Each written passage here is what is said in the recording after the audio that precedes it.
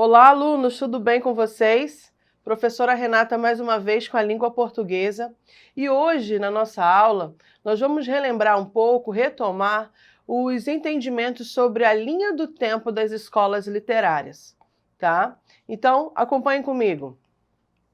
Escolas literárias, o que vem a ser isso? As escolas literárias, elas foram criadas, divididas, para que pudéssemos entender a evolução da literatura. Como todos os escritos de obras literárias foram agrupados de acordo com as suas características durante um tempo, uma linha temporal. Então, para que você possa entender bem direitinho aí nos seus estudos literários, durante seu ensino médio, que é quando nós, professores de linguagem, nos atemos a essa divisão, é importante que você construa uma linha do tempo, tá? Depois que você determine esses estilos literários de acordo com as características que você viu. É bom também ressaltar que tem sempre que fazer um link com a história, certo? Depois, associando a esses textos históricos, você vai relacionar as características existentes entre uma e outra, os que mais se agrupam, para poder entender a evolução dessas escrituras, ok?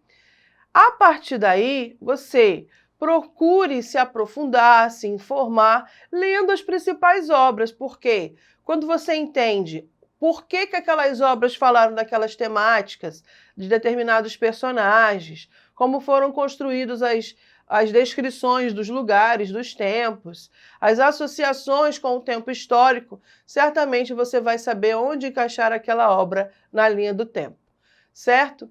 E para entendermos como este estudo da literatura acontece na escola, tá? Que você está, que você é pertencente, é aluno, é importante que a gente veja alguns aspectos. Primeiro, que os estilos de época, eles se adequam e se superam, ou seja, se modernizam, assim como foi a linguagem no decorrer do tempo, tá?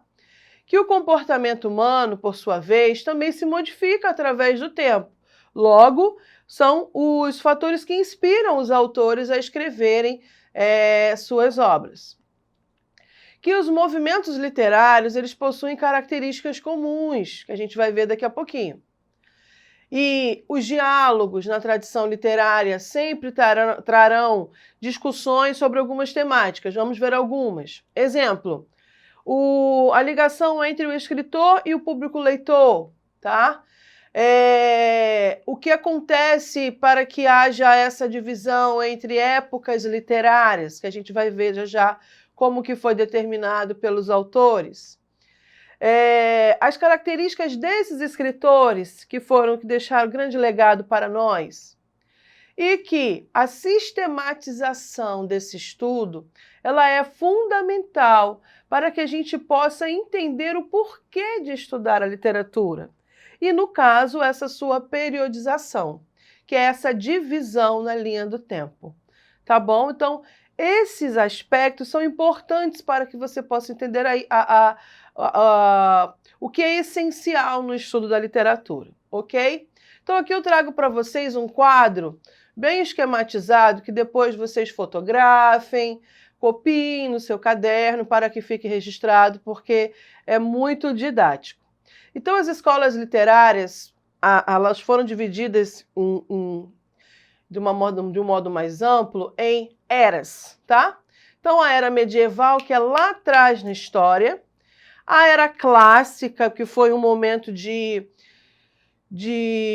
alicerce, do que foi, por exemplo, as culturas, da época do classicismo, do barroco, principalmente na Europa.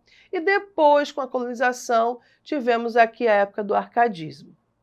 E a era moderna, que foi agregada também, levando para o lado histórico, aos avanços da tecnologia, da ciência, e não é a tecnologia que a gente vê agora, a tecnologia daquela época. Tudo que era novo, tudo que era moderno, na linguagem, no comportamento, no vestir, no que se usava, Então, tudo isso foi retratado pelas obras literárias, tá bom? Pelos seus autores. Então, essa divisão, ela é muito interessante para que você possa entender como que eles foram agrupados, no caso, os períodos, tá certo? Então, e no Brasil, professora, como que aconteceu isso? Lógico que você se lembra, né? Claro que você se lembra que nós passamos a ficar conhecidos pelo mundo a partir de 1500, quando fomos descobertos pelos portugueses e colonizados, né? Então, antes disso, lá na Europa já estava surgindo muita coisa em relação à literatura. Porém, aqui ainda nada, porque só fomos encontrados a partir de 1500. Então, dentro da linha literária, estamos inseridos a partir da escola do quinhentismo, tá bom? Que está contida na era colonial, como vocês podem ver aí. E, logo em seguida, toda a transição que se deu dos períodos aconteceu normalmente no Brasil. É lógico também que você deve entender que, como éramos, né, sujeitos a todas as decisões europeias, né, e os outros colonizadores, os outros exploradores, tudo o que acontecia de modo cultural aqui, de toda a evolução, éramos sujeitos ao que acontecia na Europa. Então, de certa forma, a evolução cultural se deu um pouco devagar em relação a como acontecia na Europa. Seu professor de história, nesse momento, vai ajudá-lo muito, tá bom? Então, vamos lá. Fazendo aqui um apanhado das 10 mais importantes escolas literárias que você deve conhecer um pouquinho mais detalhadamente quando consultar o seu livro didático, porque lá tem todas as características pertinentes a cada uma, tá? Como esse contexto histórico e social pode cair no vestibular? Como são cobradas essas características? Então, é importante que você dê uma relembrada aqui o que vem a ser a essência de cada uma. Quais são as características principais de cada escola? Então, comecemos. No Brasil, como vimos no quadro anterior, começamos a registrar o nosso legado no mundo cultural, literário, através da escola do quinhentismo, que foi a primeira escola literária brasileira, que teve suas primeiras obras escritas logo no início da colonização portuguesa, tá? Porque naquela época não se tinha todo esse legado cultural ainda registrado.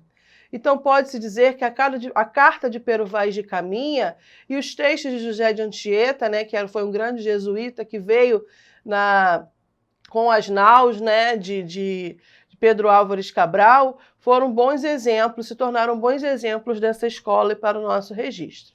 Então, primeira escola em que a gente aparece com a carta e com os registros de informação do José de Anchieta e os outros colonizadores, é chamado de quinhentismo, certo? Numa evolução natural da colonização, da cultura e tudo mais, chegamos ao barroco, tá? E o que vem a ser essa palavra barroco? Vem a ser, numa tradução mais assim, minuciosa, como a pedra indefinida, a pedra que não é muito valorizada, né? Porque ela é obscura, ela é estranha. Então, o barroco ele é conhecido como o estilo usado na construção de diversas igrejas do Brasil e do mundo. Então, está muito ligado ao fator religioso, tá? Essa manifestação artística e a sua vertente literária, tá? Então, é o estilo que, ao mesmo tempo, é muito rebuscado e tem uma linguagem muito hiperbólica, muito exagerada, tá? É muito efêmero. Então, alguns nomes aparecem nesse momento, como Gregório de Matos, Padre Antônio Vieira, tá certo? E entre muitos outros grandes escritores. Mas esses dois nomes foram os que marcaram a literatura barroca aqui no Brasil, certo? Dando sequência, nós temos o arcadismo.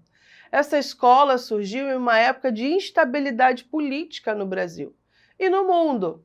E se desenvolveu num contexto de muitas revoluções, sendo essa a industrial e a francesa, tá? Que ocorreram na Europa e depois seus reflexos chegaram até nós, tá certo? No Brasil, qual foi o contexto histórico que permeou tudo isso? A Inconfidência Mineira, tá bom? Então, ela rompe com os aspectos do barroco, relembrando o que eu disse lá no início da aula, que é um efeito cíclico, né? Ela vai evoluindo. Então, do barroco surgiu então o arcadismo, que depois vocês vão lá no seu livro e relembram as características mais detalhadamente. E logo em seguida, dando evolução a todo esse trajeto da linha do tempo, nós temos o romantismo, que foi um momento muito especial da nossa cultura e de consolidação cultural, porque vários nomes apareceram aqui como escritores que ajudaram a construir essa história cultural do nosso Brasil.